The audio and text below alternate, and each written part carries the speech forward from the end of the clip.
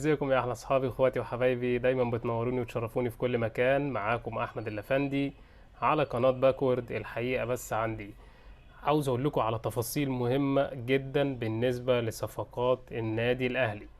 صفقات الاهلي في قيل وقال وكلام كتير رايح جاي. طلع الاعلامي احمد شوبير اتكلم على موضوع الصفقات بشكل قوي جدا بخصوص حمدي فتحي بعد ما مشي. قال ان امام عاشور خلاص يقترب بشدة في النادي الاهلي وخلص بنسبة 99.9%. فاضل بس شوية مفاوضات مع نادي ميتلاند.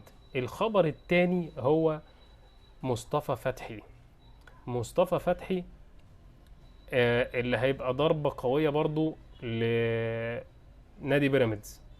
نادي بيراميدز عايز يخلص الموضوع وطالب فلوسه كاش، والنادي الاهلي بيحاول يدخل في مفاوضات ان هو يشوف رغبة اللاعب للنادي الاهلي 100%. فهتبقى في ضربات صعبة جدا على مرتضى منصور لو الصفقة دي خلصت برضو لصالح النادي الاهلي.